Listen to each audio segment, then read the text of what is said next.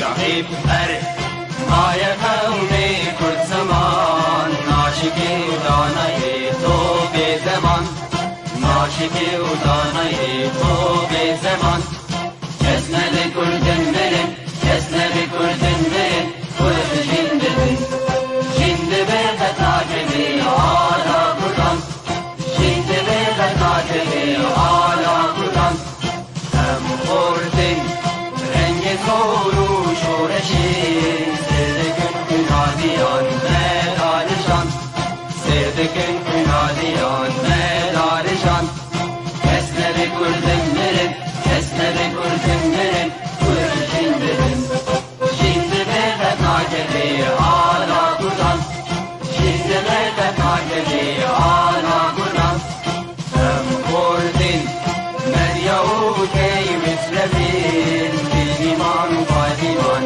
هر اجتماع ایمان و پادیمان کرد و کردستان کس نده کردن برن کس نده کردن برن کرد جنددن جنده به قطاعه آلا کردن جنده به قطاعه آلا کردن لاوی کرد را گوی سرفی و شیطان بابا خوی نشیدگن تاجی جیهان بابا خوی نشیدگن تاجی جیهان کس نده کردن برن کس نده کردن برن کرد جنددن جنده به قطاعه آلا کردن جنده به قطاعه آلا کردن کرد نوزه حاضر و آمادنه جان فدانه جان فدا هر جان فدا جان فدانه جان فدا هر جان فدا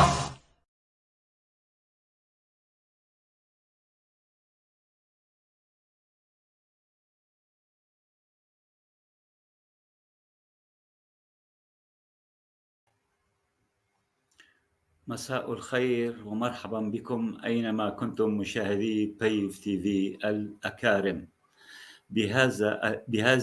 بهذه الحلقة الخاصة معكم عن الانتخابات النيابية العراقية القادمة بعد أيام قليلة والمشاركة الكردية والكردستانية العامة فيها، حيث تعلمون يا أحبائي الأفاضل بأن الانتخابات تعد وجها من أوجه الديمقراطية والتي تسعى دولة العراق الحديثة أن تكون إحدى ركائزها بالعالم العربي والشرق الأوسط بعد سقوط حكم الطاغية صدام حسين عام 2004، وقد خاضت عدة جولات انتخابية منذ ذلك التاريخ، فهل نجحت في إجرائها وفق المعايير الدولية الناظمة لها لتجعل من العراق دولة ديمقراطية حقيقية؟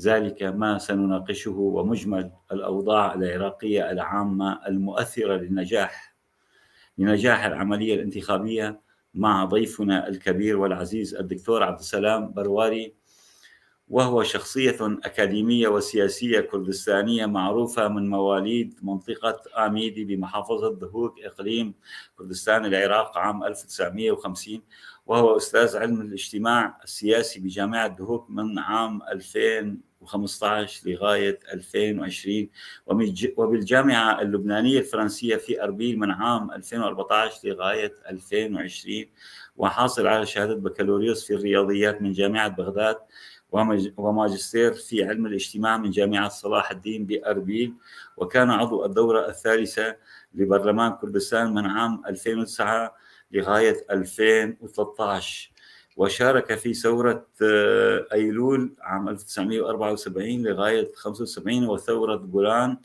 1976 ل 92، وشغل عدة مسؤوليات حزبية في الحزب الديمقراطي الكردستاني، منها مسؤول المكتب المركزي للدراسات من عام 2007 لغاية 2009، ومسؤول الملف السياسي في مقر الرئيس مسعود بارزاني من عام 2003 لغاية 2007، ومسؤول فرع الحزب في أمريكا الشمالية من عام 2000 لغاية 2001، ومسؤول المكتب المركزي للإعلام من عام 1997 إلى عام 1999. كما أنه يجيد بطلاقة عدة لغات منها الإنجليزية والألمانية والفرنسية والعربية إلى جانب لغته الأم الكردية. أهلا وسهلا بك دكتور عبد السلام برواري، نورتنا ونورت شاشة بيف تي في.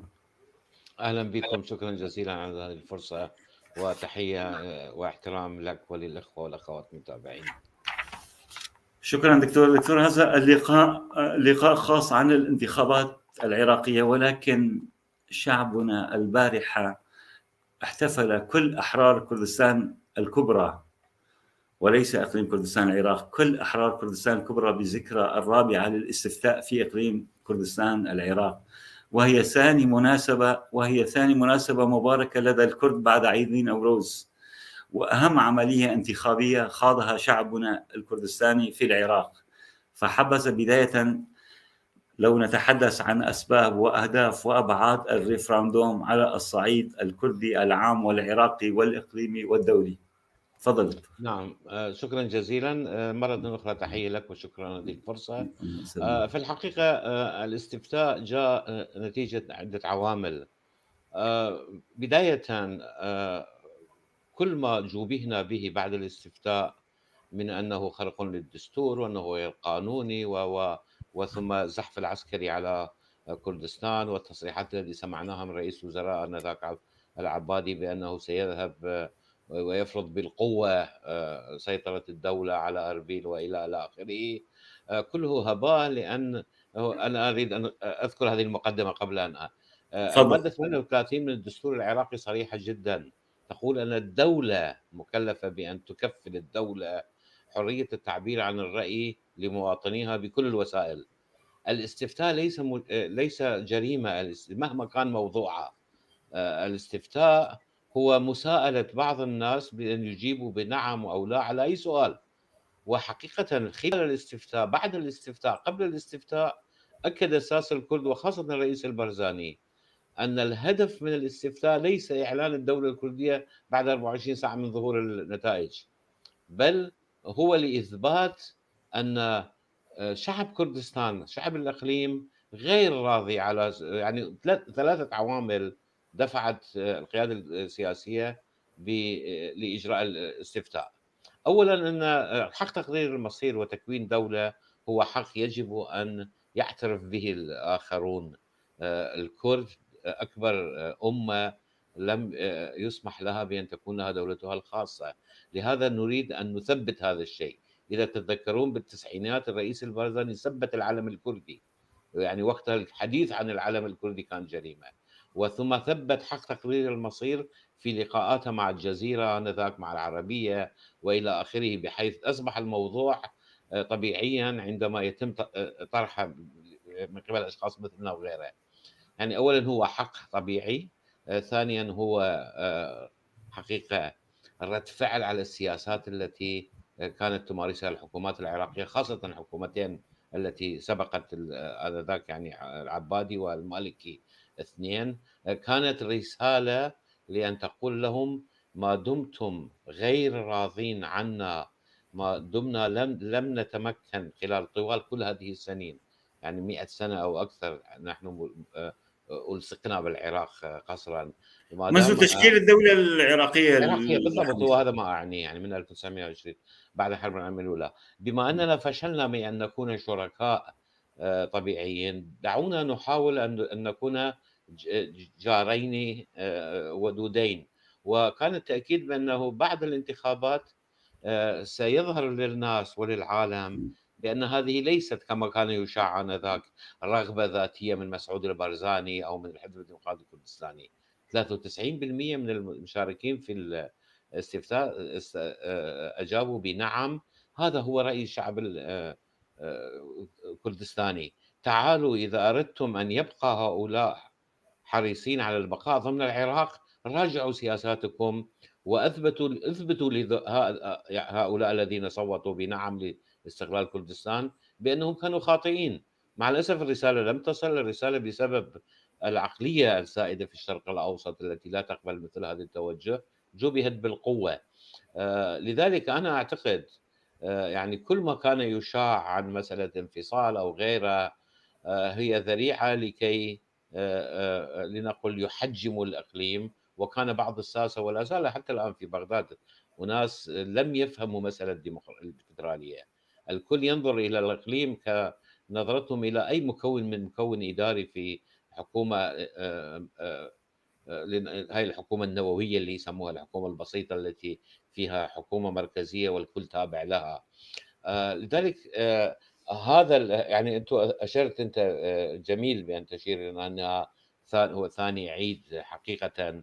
هو عيد، وأنا أعتقد في المستقبل إذا كان لنا أن يعني نقيّم الاستفتاء، البعض في القنوات العراقية العربية وحتى بعض حاسدين لنقل في الوسط الكردي قالوا أن الاستفتاء فشل لأنه لم يؤدي لإقامة الدولة الكردية. لا، نجاح الاستفتاء يعني ما هو النجاح؟ ما هي معايير النجاح؟ هي الإجراءات التي رافقت الاستفتاء هي ناجحة جدًا، تم التصويت والتنظيم بهدوء وبوجود مراقبين، وثم النتيجة يعني بما أن النتيجة كانت نعم ب93% بمعنى أن الاستفتاء ناجح. في المستقبل السياسة هي سياسة مصالح، يعني نحن تعلمنا دروسًا بعد جمهورية مهابات 46 و75 وحتى خلال الاستفتاء، بأن السياسة لا تُقام ولا تُمارس على أساس هؤلاء لهم حق ولهم ضحايا إلى آخره، السياسة مصالح. من يدري ربما سيأتي يوم كما حدث في 2003 عندما تذرع الأمريكيون بوجود معلومات حول أن صدام يخزن وينتج أسلحة دمار، لذلك تقريبًا حصل على شرعية احتلال هذه الدولة وإسقاط الحكم. ربما إذا المصالح استوجبت ربما سيستخدمون نتيجة الاستفتاء هذه كذريعة للقيام بأي شيء آخر. ونحن أيضًا في كل حواراتنا السياسية وفي كل المباحثات سيكون لدينا وثيقة. هذا هو موقف شعبنا من ممارساتكم، هذا هو موقف شعبنا من البقاء دكتور، وانا أو من هيك انه استفتاء لا يخص فقط جنوب كردستان، انما كل كردي يعني في العالم، يعني تخص 60 مليون كردي يعني الان، وخاصة راعي الاستفتاء هو شخصية كاك مسعود برزاني، وهو الزعيم الروحي للأمة الكردية ككل وليس لإقليم كردستان. فهذه النقطة أعطى قدسية لذاك اليوم التاريخي يعني. بالضبط. أنا أردت أن أختم طال عمرك، أردت أختم كلامي بهذه الجملة، يعني حق صحيح الاستفتاء حدث في كردستان والعراق في الإقليم، صحيح أن الذين صوتوا له هم أهل كردستان والعراق. بالمناسبة التصويت جرى حتى خارج الحدود الإدارية الرسمية للإقليم، يعني في المناطق التي نعتبرها تاريخيًا وجغرافيًا جزء من كردستان والمشمولة بالمادة 140. وأنا أعتقد ما حققه شعب كردستان والشعب الكردي في إقليم كردستان هو الذي سمح لهم بأن يشملهم الاستفتاء. لو كان بإمكان أبناء كردستان في كل أرجاء العالم وبقية أجزاء كردستان أن يشاركوا لشاركوا بنفس الحماسة، ربما أكثر، ربما بحماسة أكبر، لأنهم محرومون، لأنهم مضطهدون. شفتم بألمانيا كيف صار يعني بالضبط. فستيفال كبير صار في ألمانيا بالضبط. آنذاك يعني. صحيح. إذن هو ملك حقيقة، هو إنجاز ملك لكل شعب كردستان، للأمة الكردية كلها، ولها أن تفتخر بما حققه الاستفتاء وما يمكن أن يكون له من دلالات. دكتور، طبعا الاستفتاء كان يعني عملية انتخابية. لنعود إلى الانتخابات الآنية دكتور، العراق يعاني من حالة اللا استقرار منذ نشوئه كدولة يعني وفق معاهدة سيكس بيكو، وازدادت أزماته بعد سقوط حكم المقبول صدام حسين، وتحديدا بالسنوات الثلاث الأخيرة، حيث المظاهرات الجماهيرية المطالبة بتحرير العراق من الهيمنة الإيرانية وسحب القوات الأمريكية ووقف تدخل وتوغل التركي الداعم لداعش. فهل ستحقق هذه الانتخابات في هذه الأجواء المشحونة والسلطة الناجمة عنها، هل ستكون قادرة فعلا على تحرير العراق من هذه الهيمنة؟ يعني أنا شخصيًا لا يمكن لي أن أنزع عباءتي الأكاديمية، يعني أنا كعالم اجتماع سياسي أنظر إلى العراق من نظرة أقول هي ليست رأيي أنا، ممكن نابعة من استنباطات وتحليل استنادًا إلى النظريات الاجتماعية.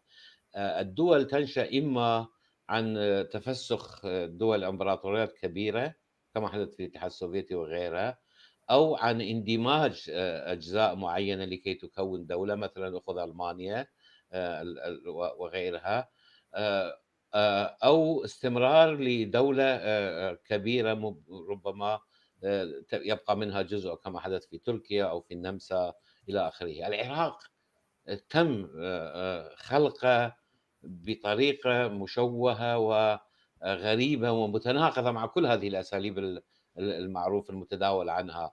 العراق مجرد رُسم خط حدود في المنطقة يتماشى مع مصالح فرنسا وبريطانيا، وانتهى دون أخذ رأي الناس، دون الأخذ بالاعتبار أن هذا المكون الجديد يضم 3 ثقافات مختلفة إن لم نقل متناقضة، تدير ظهرها الأخرى.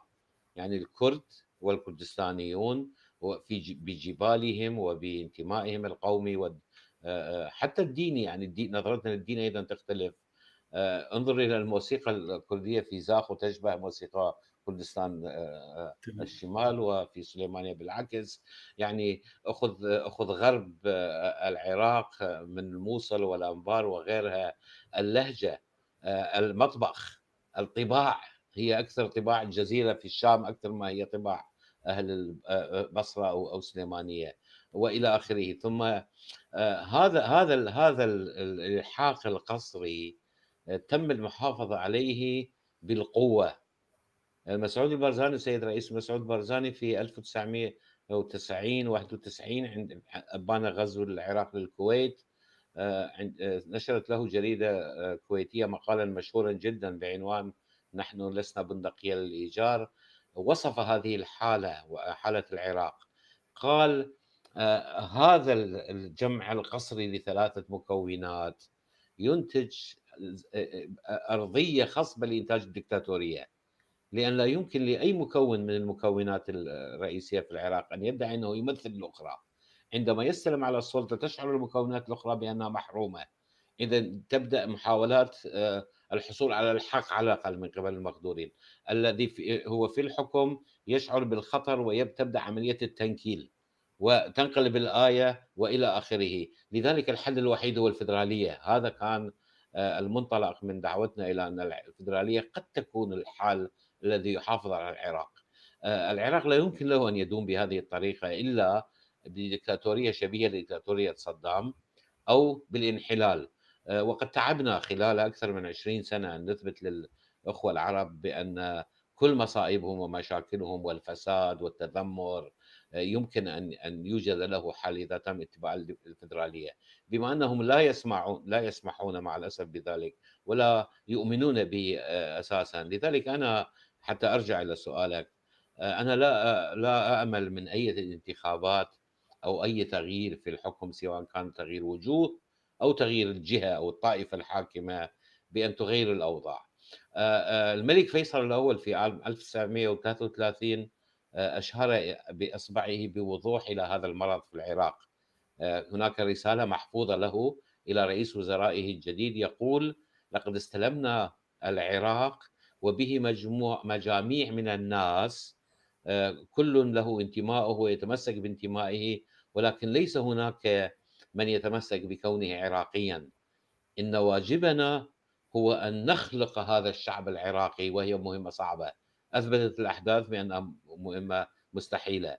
ما يجري في العراق في الحقيقة هو ناتج لهذين العاملين: طريقة تكوين العراق، وضعف الانتماء للعراق، وقوة الانتماء لنقل الانتماء الثانوي، القومية، الطائفة، المنطقة. وهذا ما ستفرزه الانتخابات أيضًا. أنا أقول الكثيرون يقولون أن هذه الانتخابات جاءت بناءً على رغبة الشارع المنتفض ضد الساسة العراقيين، وأن تغيير نظام الانتخابات إلى نظام دوائر 83 دائرة بدلًا من 18 سوف يأتي بوجوه جديدة وسيأتي بقوى جديدة وستزيل هذه الطبقة التي يعني لا يرضى عنها الشارع العراقي. أنا أقول بالعكس، كل من يعرف شيئًا الإفضاء النظم الانتخابية يعرف بأن كل ما زاد عدد الدوائر الانتخابية و أصبح حجمها أصغر، كل ما كانت فرصة المرشحين المستقلين والأحزاب الصغيرة قليلة وأقل ومعدومة. بمعنى ماذا سيحدث؟ صحيح هو الترشيح فردي، لكن التصويت فردي وليس تشريح. يعني البعض يقول هذه الانتخابات جاءت بشيء جديد وهو يمكن لشخص أن يرشح فرديا، هذا خطأ. النظام السابق أيضا كان فيه ما يسمى بقائمة الفرد. الفرد كان يمكن في النظام السابق أيضا، أقصد النظام الانتخابي السابق، أن يرشح نفسه، لكن المهم هنا أنه في الدائرة أنت تصوت، تشير إلى المرشح فقط ولا تشير إلى الحزب. يعني أصوات الأحزاب داخل العراق كله أو المحافظة كلها لا تجمع. الفائز هو اللي the winner takes the all، مثل ما يقول الإنجليز. الفائز في الدائرة يأخذ كل الأصوات. هذا ماذا يعني؟ الأحزاب القائمة المرفوضة في الجانب العراقي خارج الإقليم لها قدرة وممارسة وإمكانيات، حتى أنها تستغل إمكانيات الدولة أيضا، مع أن ذلك ممنوع، في أن تروج لمرشحيها وفي أن تنظم عملية التصويت من قبل مؤيديها وأن تشتري أصوات. بينما المرشح الفرد أو مرشحي الأحزاب الصغيرة ستتوزع أصواتهم. يعني في السابق كان بإمكان حزب صغير يعني خلال في حدود محافظة معينة نفوسها 3 ملايين أن يجمع 20 أو 30 أو 40 ألف صوت تكفي لإرسال نائب للبرلمان. اليوم هذه 30 ألف صوت موزعة على 4 أو 5 دوائر. لذلك الانتخابات من ناحية النظام الانتخابي هي كرست أنا أعتقد لوجود الأحزاب القائمة. صحيح بعض الوجوه أصبحت مستهلكة. بمقدور الأحزاب الكبيرة دائما أن تأتي بوجوه جديدة شابة وغير مغضوب عليها، ولكن فرصة أن تفوز قوى جديدة معدومة. العامل الأخير، أرجو أن تسمح لي تفضل لا تفضل. أدري، يمكن يجب أن نعطي صورة واضحة. العامل لا لا الأخير تفضل. الذي يشجعنا أن نقول بأن الانتخابات لن تأتي جديد مؤثر أعني، هو أن الحركة الاحتجاج التي بدأت في تشرين كانت قوية بدرجة خشت حتى المرجعية الشيعية من أن يحدث انهيار، خاصة بعد أن تحول شعارها إلى شعار وطني وإخراج إيران إلى آخره. وعندها بدأ، يعني في البداية كانت حركة عفوية تطالب بالماء والكهرباء والتعيين وترفض الفساد الموجود على المستوى الحكم المحلي. ثم دخلتها الأحزاب الأخرى، يعني كل الأحزاب الرئيسية المشاركة في السلطة بدأت تروج للاحتجاج وتدعي أنها هي صاحبته، بينما كان الاحتجاج ضدهم هم. في المرحلة الثالثة عندما بدأ هذا التوجه بوضع اليد على أحد الأسباب الرئيسية للأزمة التي يعيش بها العراقيون، وهو التأثير الإيراني، عندها بدأ القتل وبدأ الاغتيال والاختطاف وضربهم وإناءة. لكن مع قوة شعاراتها ومع كونها نابعة من معاناة، فشلت هذه المعارضة أو فشل هذا الحراك من أن يبرز قادة كاريزميين يمكن أن يؤثروا وممكن أن يكسبوا أصوات. فشلت في أن تتبنى برنامجا سياسيا يمكن لها به أن تدخل الانتخابات. لذلك ما جرى هو أن الامتناع عن التصويت الذي حدث في الدورة السابقة، أنا أعتقد إن لم يكن أكثر في هذه الدورة، فلن يكون يعني التصويت أكثر. آه، إن لم نكن حتى يعني الجمهور الثابت لبعض الأحزاب الرئيسية أيضا قد يئس من الانتخابات ومن ما ستفرز عنه. دكتور، في نقطة أخرى مهمة، يعني أنا من خلال علاقتي بشخصيات قيادية بالأحزاب الحاكمة في بغداد، يعني كالدعوة والصدر وغيرها، لا زال عندهم يعني الروح الطائفية الدينية، يعني التبعية لإيران عمياء لدرجة، يعني مجرد تذكر تندد بموقف سياسي إيراني تعتبر أنك كفرد، بينما العراق في آخر أولوياته. هل هذه الروح كيف كيف بده يتخلص منها؟ يعني على أساس أنه هل الانتخابات ستكون انتخابات وطنية، إعادة العراق للعراقيين يعني؟ يعني أنت تعرف أنا شخصيًا أسخر أحيانًا من السياسة الأمريكية وطريقة تفكيرهم. الأمريكان في هذا البُعد، بُعدهم الجغرافي وفي قوتهم الاقتصادية والعسكرية، لا يتعبون نفسهم مثل البريطانيين أو الفرنسيين أو الأوروبيين الآخرين في أن يفهموا المناطق هذه التي يأتون إليها. لذلك هم يقترفون الآن نفس الخطأ الذي اقترفوه مع العبادي. يعني في لقاءاتنا مع بعض حتى القادة العسكريين أو السياسيين الأمريكان وصحفيين كانوا يعتقدون بكل قوة بأن العبادي إذا تم دعمه، رئيس وزراء العراق آنذاك يعني ب16 17، فإنه سيكون بمقدوره أن يقلل من النفوذ الإيراني. وحتى موقفهم المائع من الاستفتاء فسر آنذاك بأنهم لا يريدون أي إزعاج للعبادي لكي يتمكن من تقليل سياسة إيران. ماذا حدث في زمن العبادي؟ أصبح التدخل الإيراني والوجود الإيراني مؤسساتيا أكثر، يعني تطور أكثر. اليوم أيضا الانتماء الكامل للحضن الإيراني، يعني صار بالضبط، انتماء كامل. بالضبط. اليوم أيضًا الأمريكان يعتقدون خطأً بأن مصطفى الكاظمي بخلفيته المدنية، بعمله مع المنظمات المدنية وخاصةً التي كانت تمولها أمريكا، وبكونه لا ينتمي على الأقل ظاهريًا إلى أي حزب ديني، هذا الشخص وتقويته ستؤدي إلى تقليل النفوذ الإيراني. الإيرانيون نجحوا بذكاء وبهدوء بأن يعني حقيقة يستنسخوا تجربة الحرس الثوري التي بدأوها في إيران، وبعض المسؤولين الإيرانيين لا يخفون ذلك، يعني يقولون بغداد هي العاصمة التاريخية لنا، ويقولون حدودنا تصل إلى كذا. أنا أريد هنا أن أشير إلى شيء معين. تاريخيًا الحوزة الشيعية في النجف في العراق تختلف عن الحوزة الشيعية في قم في إيران. في الوقت اللي تمكن فيه أساتذة الخميني والخميني نفسه ومن تلوه بأن ينظروا لمسألة ولاية الفقيه وبأن يجعلوها ركنًا أساسيًا من سياستهم وتوجهاتهم، كانت المرجعية في النجف في الحقيقة ضد هذا التوجه. يعني الخميني حين لجوئه في النجف كان يواجه مشاكل كثيرة مع عائلة الصدر الحكيم شهرزاد وغيرها.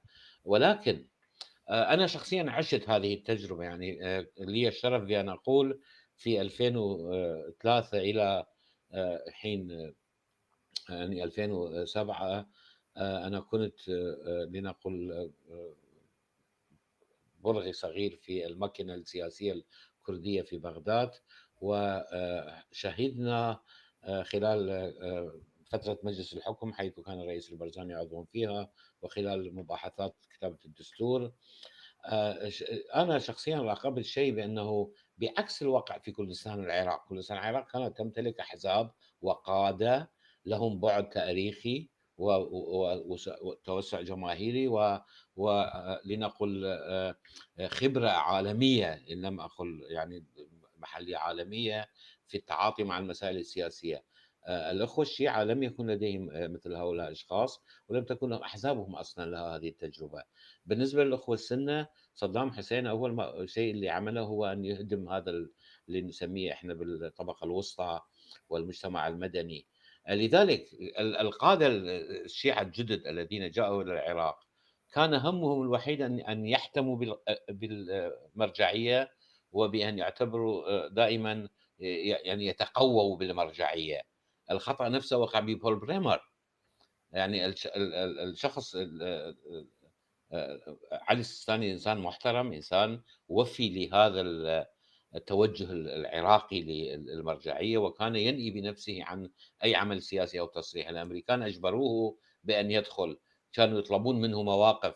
الأحزاب الشيعية أيضا نفس الشيء. إذن اليوم عندما تأتي هذه الأحزاب تجد نفسها فجأة بأنها وقعت هي نفسها في موقف ربما لم تكن تريده في البداية، وهو أنها أسيرة الخطاب الطائفي السياسي. وبالتأكيد إيران بقوتها، بذكائها، بتجاربها، تمكنت من أن تخلق هذه القوى المسلحة التي بيدها سلاح خارج الدولة. والآن لا يجرؤ أي سياسي في العراق بالحقيقة أن يتكلم لا بسوء بل حتى بحياد عن إيران، لأنه يخشى التصفية الشخصية، ويخشى أن يزايد عليه من قبل أخوته في الشيعة مزايدة طائفية. لذلك ترى بعضهم عندما تلتقي بهم شخصيا ترى أن اللي هي مثل عادل عبد المهدي مثلا، إنسان شيوعي سابق، بحثي سابق، تاريخه يرجع إلى وجوده في فرنسا، ولكن في الشارع قال بصراحة بأني لمست إشارة من المرجعية بأني يجب أن أستقيل وقدمت استقالتي. تصور؟ لذلك هذا هو حالهم. أنا أعتقد هذا هو السبب في أن أي شخص يأتي للحكم، حتى إذا كان ما يتوهمه الأمريكيون من أن هناك إمكانية بأن يتم مرة أخرى الاتفاق على مصطفى الكاظمي وفريق من أمثاله، أنا أعتقد يعني خيال بأن نتصور أن البعض سيقف علانية في مواجهة الإيرانيين. يعني بلد النزاعات تبقى نزاعات. دكتور، كردستانيا، يعني كردستان هل لها آمال ومطالب محققة مثل تطبيق المادة 140 من الدستور، وكذلك نيل حصتها الكاملة من الميزانية المقررة دستوريا؟ فهل هناك أمل من السلطة المقبلة في بغداد بتنفيذ هذه المطالب؟ يعني لأقول بداية ما أنا أردده دائما في القنوات العربية، ليست هناك أي مطالب كردية. يعني الكثير يتهموننا بأنه تنفيذ دستور، يعني مطالب انه تطبيق الدستور. بالضبط، بالضبط، وهذا اللي يريد إياه. يعني هم كانوا دائما يقولون في كل لحظة لما يكون هناك موقف ضعيف في العراق وإحراج الكل يرفعون مطالبهم. أنا دائما أقول ليست لدينا المطالب، نحن نطالبكم تطبيق الدستور الذي تعملونه وفقه أصلا، الذي تمتلكون الشرعية وفقا أصله. كل ما يشاع عن حصة الإقليم، الحصة الإقليم مادة 121 ثالثا من الدستور العراقي يخصص للأقاليم والمحافظات، تخصص نسبة عادلة تعادل حسب نسبة سكانهم واحتياجاتهم ووارداتهم. هذا نص دستوري واضح. يعني هذا ينظم طريقة توزيع. إذا امتنعت الحكومة عن دفع حصة 5 ملايين من أهل كردستان، هذا خرق للدستور. وإذا دفعت المبلغ فهذا ليس منا لنا. المادة 140 مادة دستورية ترسم خارطة طريق واضحة جدا، وليست مكسبا للكرد أصلا. يعني هي تدعو إلى إنهاء سياسة تغيير الديموغرافي التعريب الذي حدث، طرد الكرد والتركمان والأستوريين والسماح لهم بالرجوع، إجراء استفتاء، وثم مساءلة الناس: هل تريدون أن تبقوا في حدودكم الإدارية الحالية من نظام الإقليم؟ نحن كررناها. إذا قرر أكثرية أهالي قضاء معين، ناحية معينة، قرية معينة، البقاء ضمن حدودهم، سنحترم هذه الإرادة. بمعنى هم عندما يقفون ضد المادة 140 يقفون ضد تطبيق الدستور، ويقفون ضد احترام إرادة أهل المنطقة أيضا. كل هذه المواضيع في الحقيقة، لهذا أنا قلت ليست لدينا مطالب، نحن نطالبهم بتطبيق الدستور. كثيرا ما يقولون لنا عدد موظفيكم وكذا كذا. الوفد الكردستاني قبل 3 سنوات عندما ذهب إلى بغداد كان يحمل معه ملف يضم أنا أعتقد 450 صفحة، من ضمنها 52 إلى 55 خرق دستوري وقانوني قامت به الحكومة العراقية، ويضم تفاصيل الواردات التي استحصلناها خلال الفترة التي قطعت عنها الميزانية ونقول لهم دائما نحن لدينا الرقم. المبالغ التي تم استحصالها من المنافذ الحدودية واضحة، المبالغ التي تم الحصول عليها في الإقليم من قبل الإقليم لبيع النفط واضحة، ولكن المبالغ التي امتنعت بغداد عن دفعها للإقليم أيضا واضحة لدينا. العملية سهلة جدا، تعالوا نعمل مقاصصة زائد ناقص، عندها سيتبين كم من المبالغ يجب أن ندفع لكم وكم من المبالغ يجب أن تدفعوا لنا، وننهي هذا الموضوع.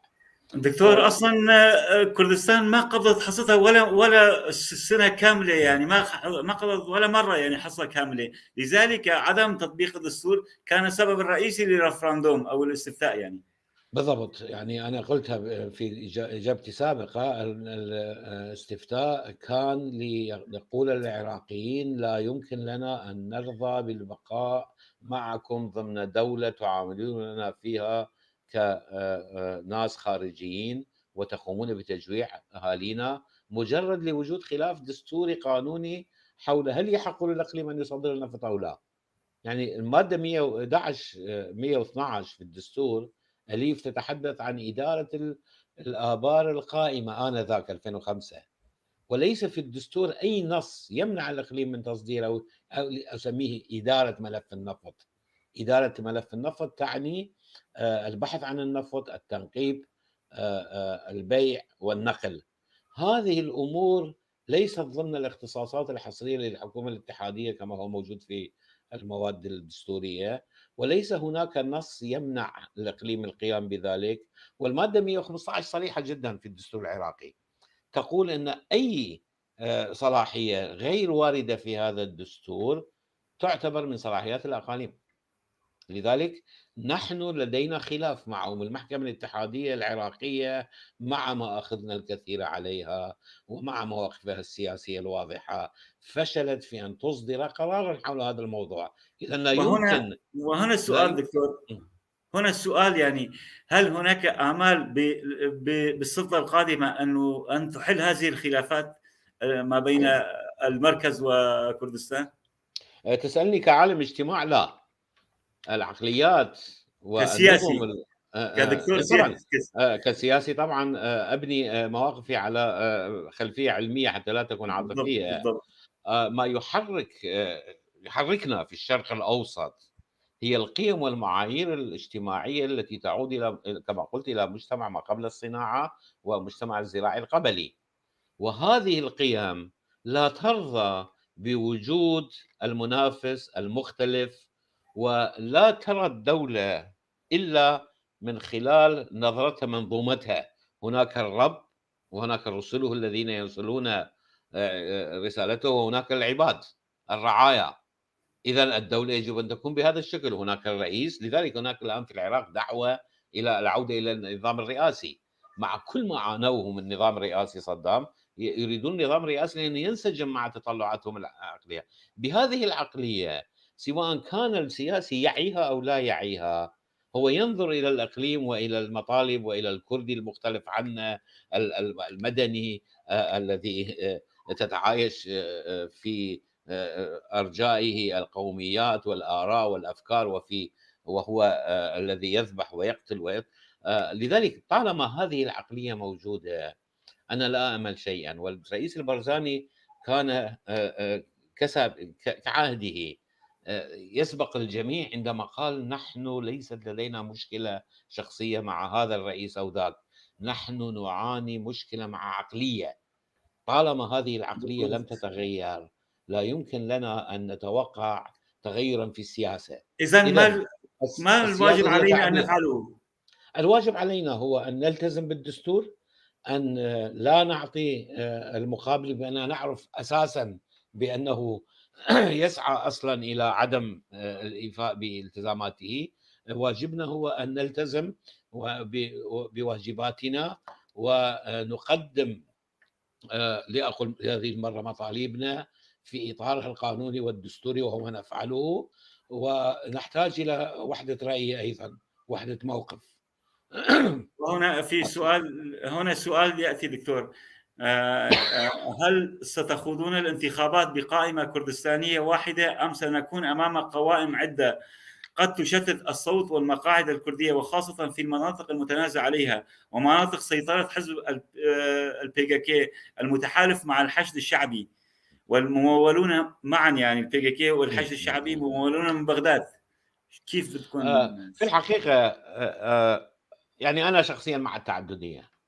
أنا شخصيًا أرفض أن أعيش في بلد فيه حزب واحد، فيه رأي واحد، موقف واحد، قائمة، أنا بشرط قلت قائمة دكتور، أنا لا قلت أنا قائمة. أفهم، لا أفهم، يعني مو تعليق على كلامك، بشرط أن يكون اتفاق على المبادئ الرئيسية، يعني الذين عاشوا في أوروبا يعرفون ذلك، يعني لما حدثت بعض الأحداث في باريس رأينا أن أحزاب المعارضة تسبق الحكومة في كذا، يعني نحن مع الأسف الشديد جزء من الشرق الأوسط، الخلافات الموجودة لدينا نابعة عن تكويننا الثقافي أيضًا إلى حدٍ ما. ولكن المطلوب منا جميعًا مهما كان توجهنا وطريقة ذهابنا إلى بغداد، أن في بغداد أن يكون موقفنا موحد تجاه حلق القضايا المصيرية.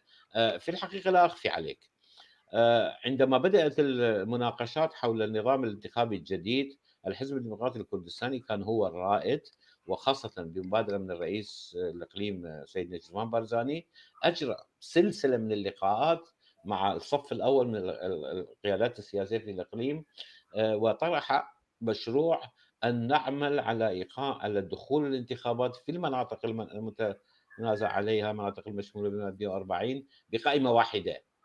نحن كل حزب يعرف وزنه والنتائج السابقة ت ت ت تظهر لنا شعبية هذا الحزب أو ذاك.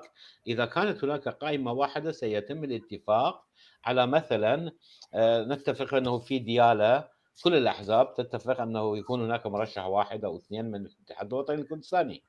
في الموصل النتائج تبين أنه الحزب الديمقراطي الكردستاني دائمًا يحصل على 6 إلى 8 مقاعد، ومقعدين أو 3 الأخرى، نتفق على ذلك. وفي المناطق التي نتصور أنه مرشح الاتحاد الوطني أو مرشح حزب التغيير أو مرشح الإسلاميين سيفوز، تتعهد كل القوى بأن تعطي أصواتها لهذا المرشح. بهذا كنا سنضمن في الحقيقة أكثرية الأصوات في هذه المناطق.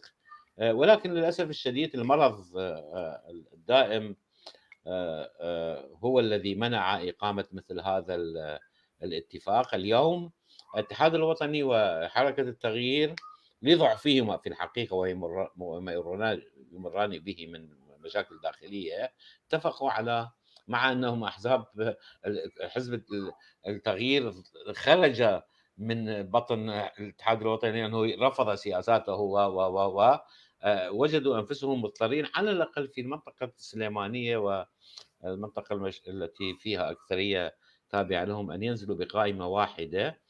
الحزب الديمقراطي الكردستاني له تاريخ طويل مع في منطقة نينوى، سنجار وسهل نينوى، ونزل بقوة بمرشحين أقوياء.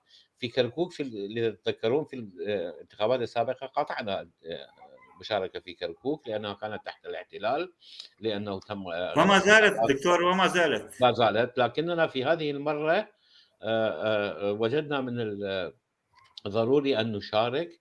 من المتوقع أن نحصل على مقعدين، متوقع الإخوة في الاتحاد الوطني و يعني هذا التحالف الموجود بينه وبين حركة التغيير أن يحصلوا على المقاعد الأربعة التي كانوا يحصلون عليها. دكتور بس في إجمالًا مشكلة بشنغال وتدخل بي كي كي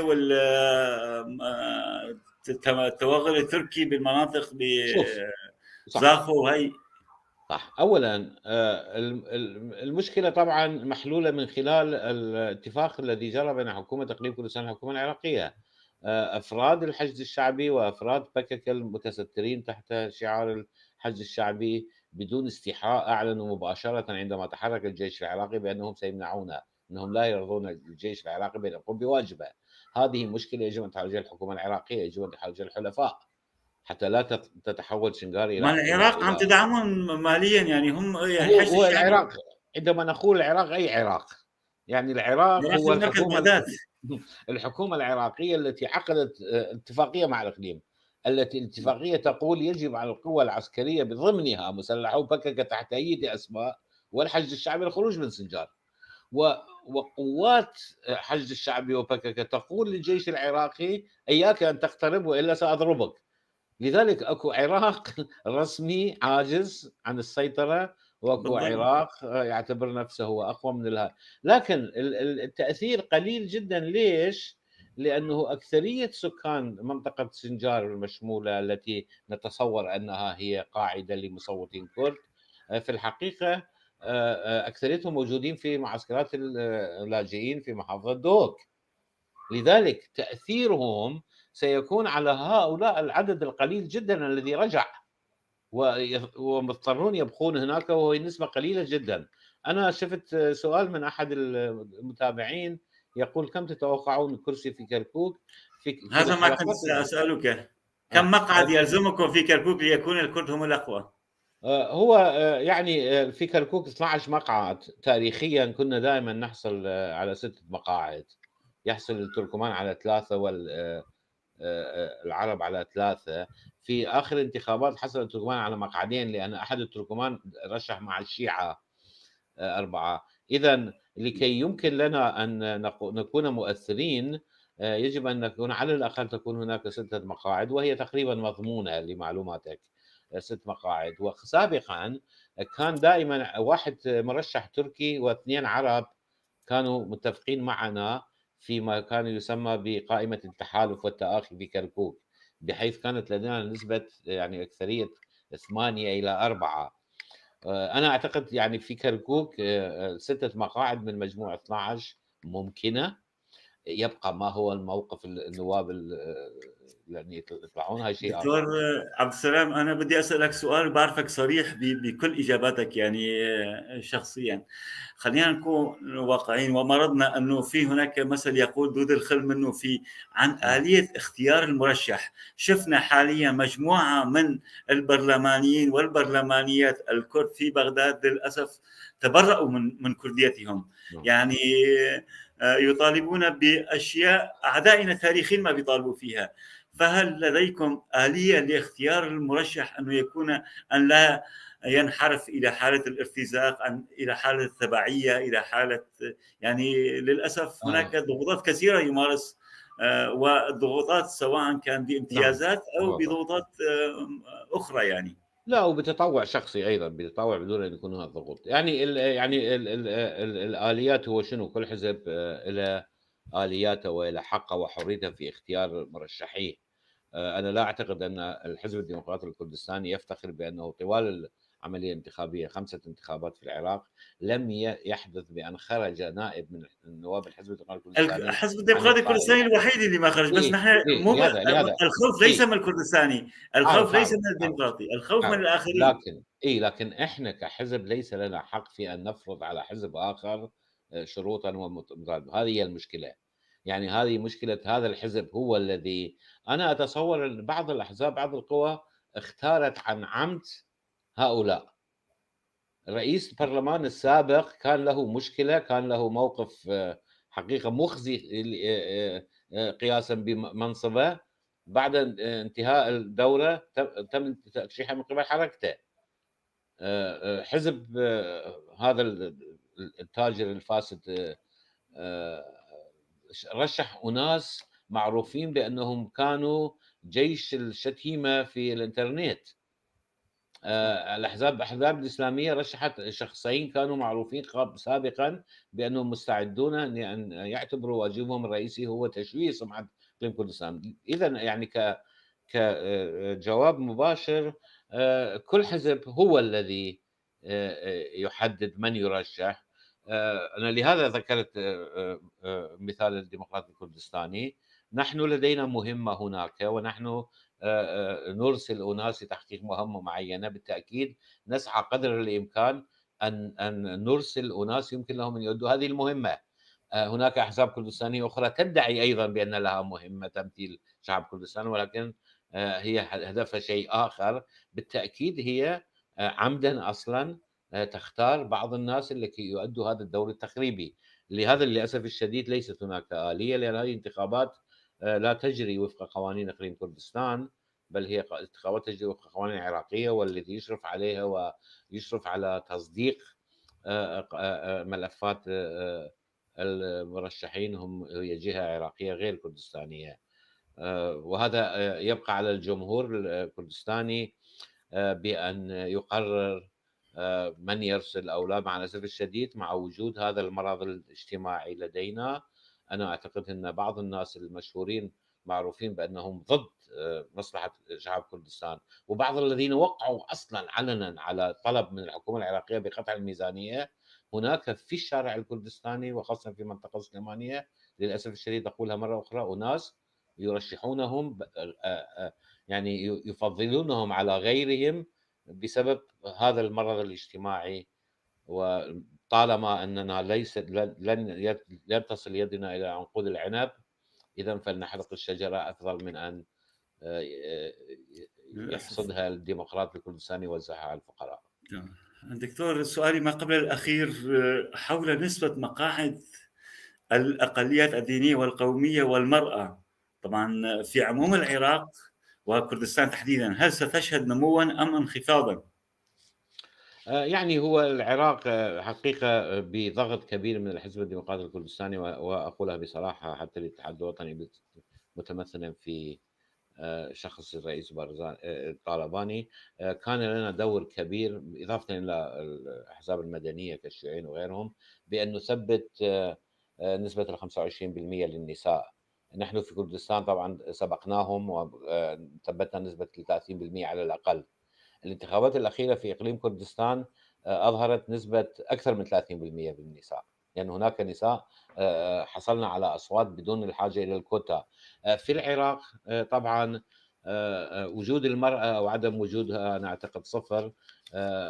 تصور حتى في كردستان هناك نائبة في كردستان عن حزب إسلامي نشرت في الإنترنت تقول: إذا فزت أنا وذهبت إلى بغداد سوف أحاول أن أزوج زوجي زوجة أخرى. يعني لاحظ إذا كانت المرأة لها هذا التطوع، ما يهم إذا كان هناك 50 مرأة أو 10 نسوان أو 200 مرأة.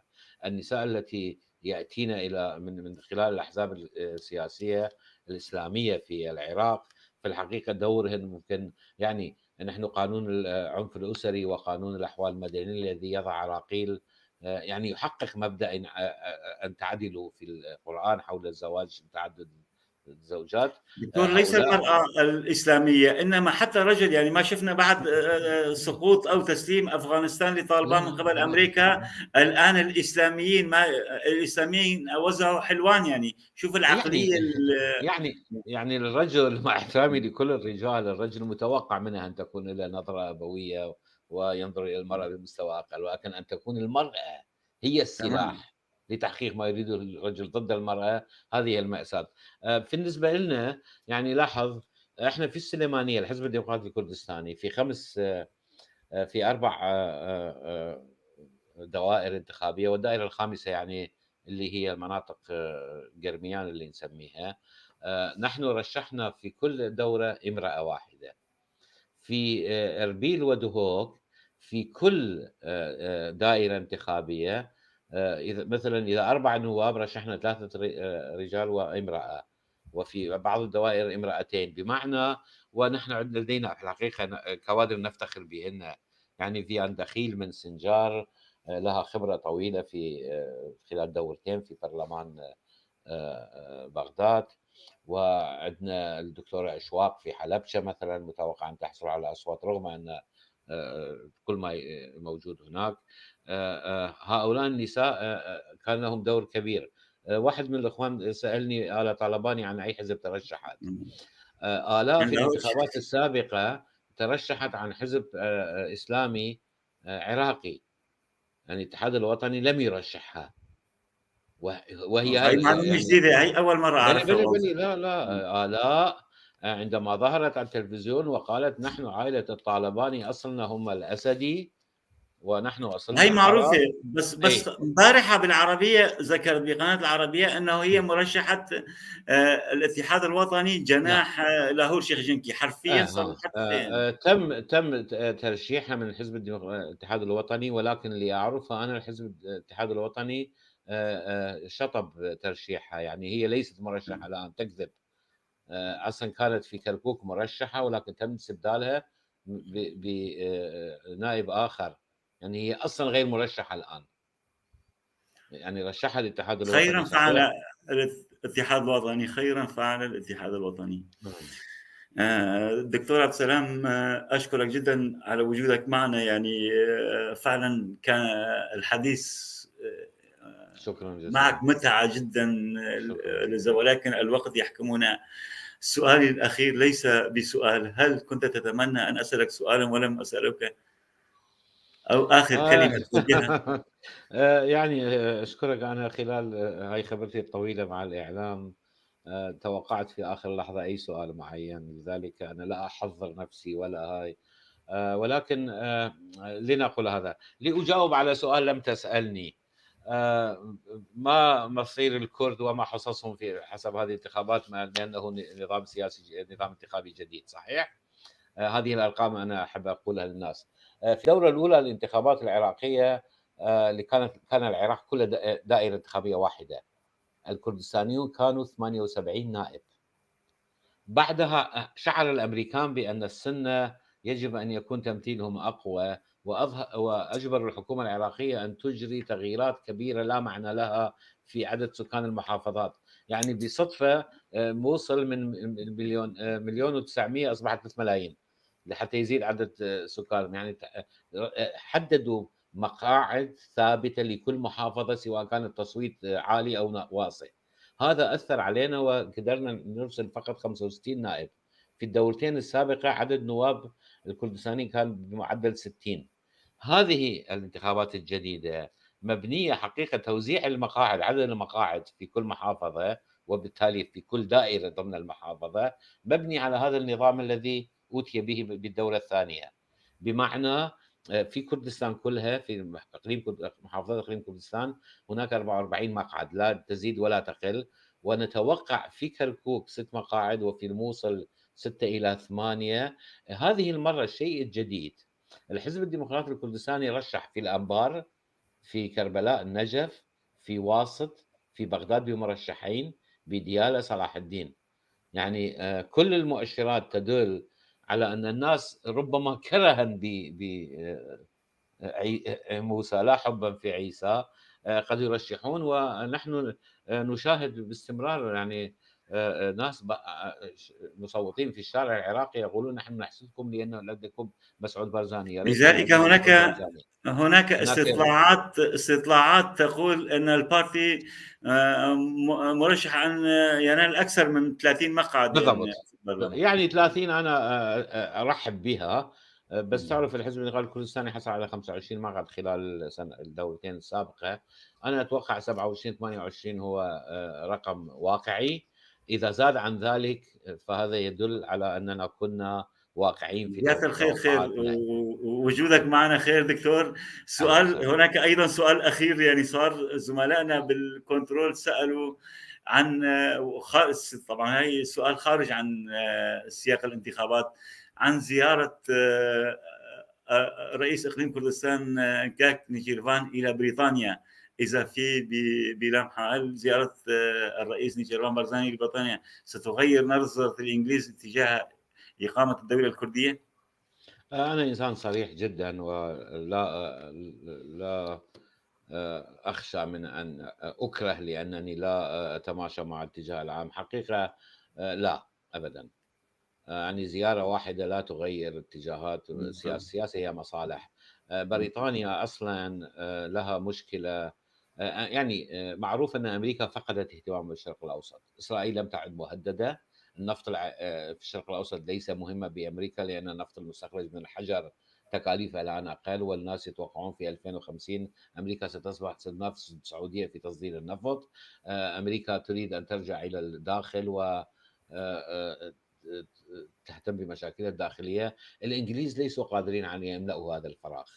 لذلك إذا كانت لهم نية كبيرة أو مشروع كبير في الشرق الأوسط كان يمكن أن نفكر، ولكن أنا لا أعتقد. الإنجليز بالعكس أنا أعتقد سيكونون دوما ضد، لأن لهم مشكلة إيرلندا، مشكلة الويلز، مشكلة إيرلندا الشمالية، اسكتلندا. ولكن هذه الزيارة وما رافقها والأسلوب والاتيكيت يدل لا يدل على تغير أو موقف إيجابي أكثر من الإنجليز، بقدر ما يدل على تقديرهم لشخص رئيس الإقليم نجيب بارزاني كشخص، وتقديرهم للنهج الذي تسير عليه حكومة إقليم كردستان، واستمرار لهذا التراث الكبير الذي بناه مسعود البارزاني من خلال الأبواب المفتوحة، سواء كان داون ستريت 10 أو كان إليزيه أو كان البيت الأبيض. هذا قد يظهر في يعني في تصويت الاتحاد الأوروبي أو في الأمم المتحدة على مواضيع ثانوية، ولكن مسألة تغيير الحدود وإقامة دولة للأسف الشديد أنا أتصور هذا المشروع ليس موجودا في جعبة لا أمريكا ولا الدول الأوروبية. يعني فرنسا الناشطة أكثر وفرنسا الشجاعة أكثر في إظهار مواقفها مع الإقليم، هي أيضا أنا أعتقد لا تفكر ب لا دولة في يعني من كردستان العراق وحدها، ولا في دولة كبيرة دولة كردستان. نحن يجب أن نعيش هذا الواقع، ويجب أن نستفاد من أي فرصة تأتينا لكي نحقق حقوقنا كما أدعانا المرحوم مصطفى البرزاني. واجبنا في كل جزء من أجزاء كردستان أن نسعى إلى الحصول على حقوقنا، وأن نتمتع بها، وأن نمنع ظروف تؤدي إلى قتل وتشريد الكرد. إذا وصل الكرد في كل أجزائهم إلى هذا الدرجة من الضج، ربما ستتغير النظرة في المنطقة، وربما ستأتي ظروف تعجل من اتحاد هذه الأجزاء دكتور، التي إجابتك تجعلني، يعني قلنا السؤال الأخير، ولكن سأسألك سؤال أخير باعتبار هذا سنستغل وجودك معنا. أنت ذكرت الأجزاء الكردستانية، والآن الجزء الغربي من كردستان الملحق بسوريا يعاني من أزمة، يعني أزمة لا اتفاق كردي تقريبا، فشل الحوار الكردي اللي عم يصير، وذلك نتيجة تدخل البي كي كي. أيضا نحن للأسف ضحايا بالدرجة الأولى من بي كي كي. يعني ماذا تقول أو توجه باختصار شديد، توجه رسالة إلى إخوتك في غربي في إقليم كردستان الملحق يعني بسوريا؟ أنا أولًا لا أريد أن أقول فشل الحوار، لأنه أصلًا الحوار يتوجب وجود طرفين جاهزين وراغبين في الحوار. PKK بعقليتهم الضيقة وبنظرتهم الحزبية الضيقة، وخذ الدكتاتورية الموجودة داخل الحزب نفسه. الحزب عندما يكون له تنظيم دكتاتوري بالتأكيد هذا يعكس نظرته من الحكم أيضًا. يعني PKK والقيادة العلوية الحديثة هي جزء من المخطط الإيراني في المنطقة، وهذا لا يخفى على أحد. وطالما لم يكن هناك ضغط عليه، ومع الأسف الشديد ليس هناك ضغط، الأمريكان فاشلون جدا في التعامل مع PKK في الفترات التي كانوا فيها عند المطلوب منهم. رأينا أن قادتهم في حتى كانوا مستعدين أن يطردوا العناصر على الأقل المعروفة من PKK، ولكن الأمريكان فاشلون في إدارة هذا الملف. الله يساعدهم، أنا أعيش معاناتهم شخصيا أيضا. ولكن هذه هي الدكتاتورية. هؤلاء مع الأسف الشديد في علم النفس هناك أحيانا المضطهد عندما تكون له الفرصة يقلد مضطهده. يعني بالضبط. ما قام به البعث مثلا، كل شبابنا من سوريا ليش كانوا يهاجرون طوال السنوات؟ ما قام به PKK، ما قام به هو الخدمة الإجبارية.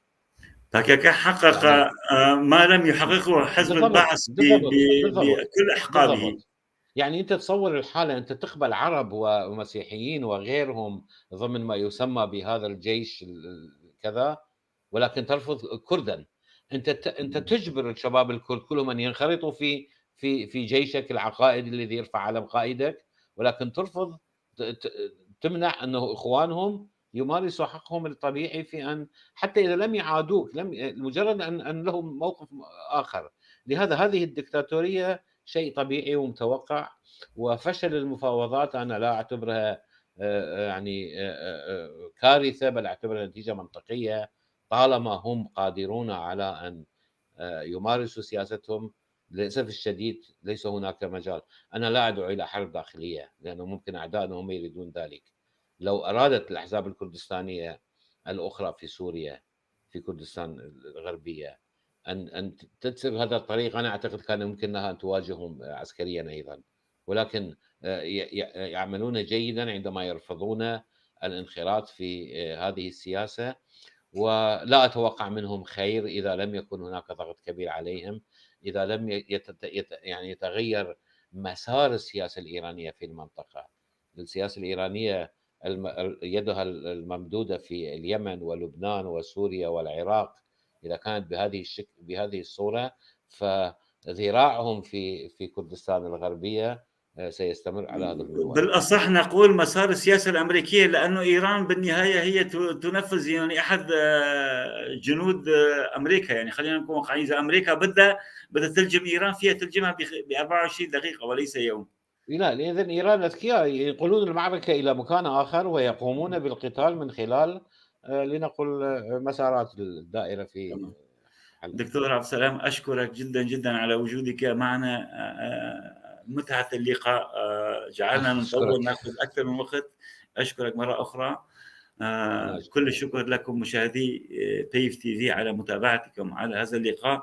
باسمك دكتورنا دكتور عبد السلام برواري، وباسم كل المشاهدين لابد أن نشكر من هم وراء الستار بالكنترول: الأستاذ عبد الباقي حسيني رئيس الاتحاد العام للكتاب والصحفيين الكرد، الكاتبة الجميلة رقية حاجي، ودمتم وانتظرونا ليوم الخميس القادم. إلى ذلك الوقت دمتم برعاية الله، وكل الشكر دكتور. أهلا وسهلا.